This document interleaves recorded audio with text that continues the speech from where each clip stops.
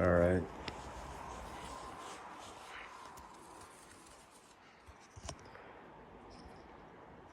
Now we get into the fun part. It's where the magic happens. But one thing I want to point out is a lot of people would call this good.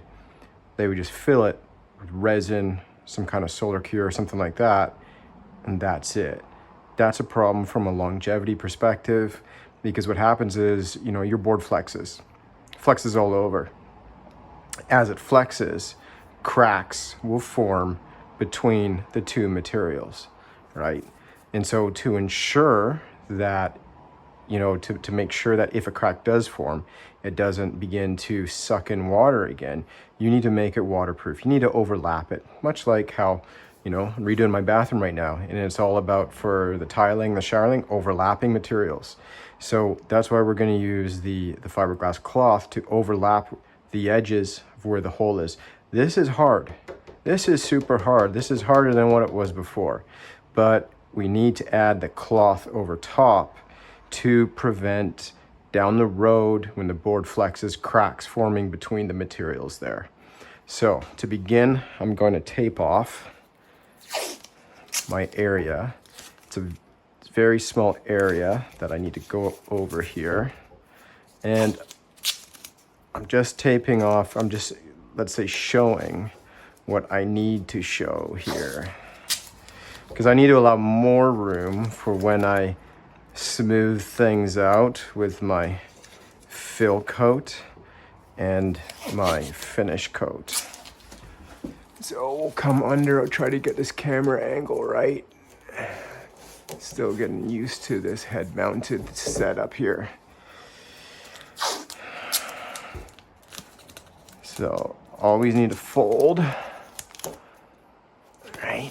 This prevents drips from running down the board. The resin will come down and it'll drip off of here. So that's it. Another thing to keep in mind is if you do sharp, hard edges, you're gonna have more difficulty with air bubbles. So you wanna taper it like just slightly. You can make that hard edge later down the road when you add your fill coat and your finish coat. Next step is hygiene. We're gonna clean it. Now, in Hong Kong, I would use ethyl alcohol because, hell, it's safer. It's safe for human consumption, apparently. Here in North America, it just seems to be acetone everywhere.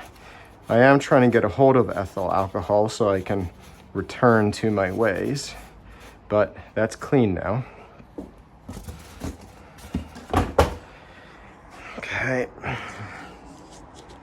Nexties, we're going to tape on our patch. Where's the camera? There it is. Okay. And the reason I'm taping it from the top is it helps you get a very tight fit against the board, right? And that's it. That's all it is there.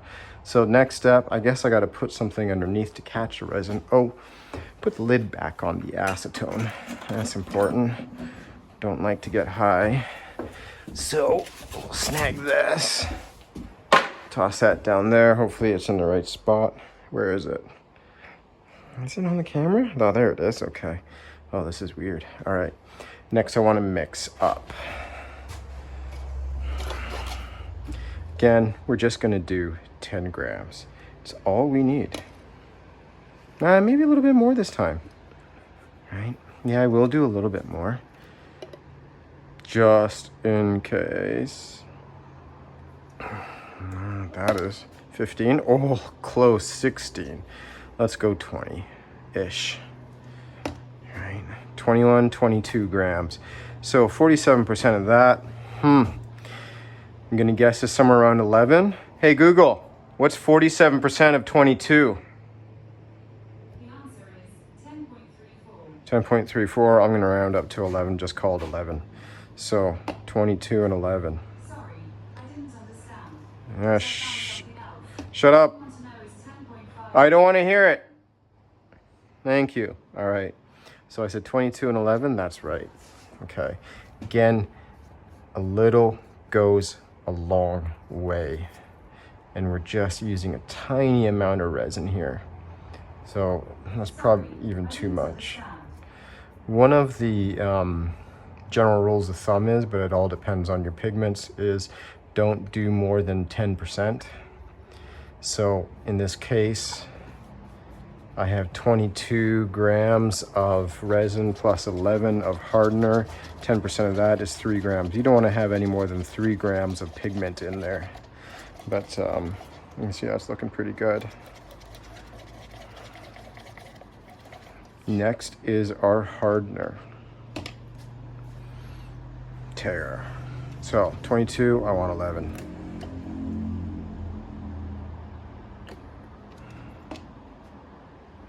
2, 5, 7. Jesus. 10, so close. 11, all right. Hey Google, set a timer for 2 minutes. All right, 2 minutes. Starting now. Now we'll mix, mix, mix, mix, mix.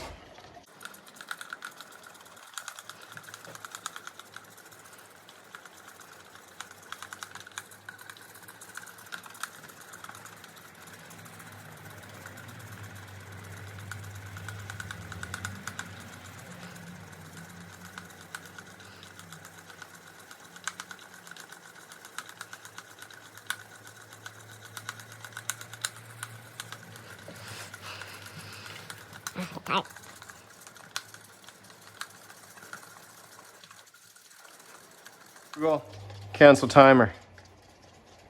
All right, it's good enough. Now, one of the big differences between epoxy resin and polyester resin, old school polyester, is epoxy resin needs to soak into the cloth. So I'm just going to use this little stick right now and just to dab it on there. It really doesn't matter. I just want to saturate everything and let it soak in there. There we go. Perfecto. All right, I'm also going to prime this. So I'm going to just rub underneath here. All right. You know, generally something small like this. I might not use a squeegee. All depends. Right. But that's it. So that's soaked in there. All I'm going to do now is just fold this back and pull it tight. I will use a squeegee, I guess, just to make it nice and tight. Right. That's it. Simple. Let me put that down. Oh, let me add this to my recycle pile. Don't know what I'm doing here, making it a mountain. Epoxy mountain. Right now. Oh, drip. Drippity drip. Okay. So we're gonna let that go. This is my garbage can for this board. So I'll stick that one there. Okay, squeegee. Now I've already taken some acetone to the squeegee, so it's nice and clean.